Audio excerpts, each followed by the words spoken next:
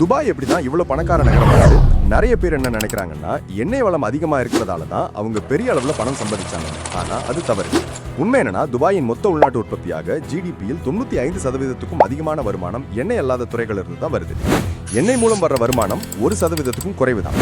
அவங்க இந்த அளவுக்கு வளர்ந்ததற்கு முக்கிய காரணம் என்னன்னா, முதல்ல எந்த வரியும் இல்லாத ஒரு வணிக மையமா ஜீரோ டாக்ஸ் பிசினஸ் அப்பா இருக்கிறது தான். ரெண்டாவதா புதுமைகளை, அதாவது இன்னோவேஷனை ரொம்பவே ஊக்குவிக்கிறாங்க. புது ஐடியாஸ், புது பிசினஸ்களுக்கு முழு சப்போர்ட் கொடுப்பாங்க. மூணாவதா அங்க பாதுகாப்பு ரொம்ப அதிகமா இருக்கு, குற்றங்கள் ரொம்பவே குறைவு. நாலாவதா அவங்க சுற்றுலாத்துறையை உலக தரத்துல வளர்ச்சி அடைய வச்சாங்க. 2023 மட்டும் துபாய் 1.7 கோடிக்கும் 17.15 மில்லியனுக்கும் அதிகமான சர்வதேச சுற்றுலா பயணிகளை ஈர்த்திருக்கு. பெரிய பெரிய ஹோட்டல்கள், ஷாப்பிங் மால்ஸ், பொழுதுபோக்கு இடங்கள்னு கட்டி உலக மக்கள் எல்லாரையும் ஈர்த்தாங்க. அஞ்சாவதா உலக அளவுல முக்கியமான ஒரு போக்குவரத்து மற்றும் ரீ எக்ஸ்போர்ட் மையமா துபாய் துறைமுகத்தையும் விமான நிலையத்தையும் மாத்தினாங்க.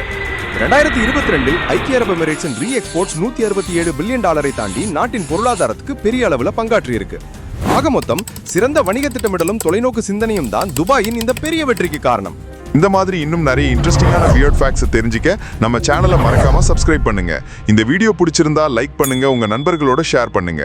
அடுத்த வீடியோல இன்னும் ஒரு சுவாரஸ்யமான தகவலோட உங்களை சந்திக்கிறேன். நன்றி.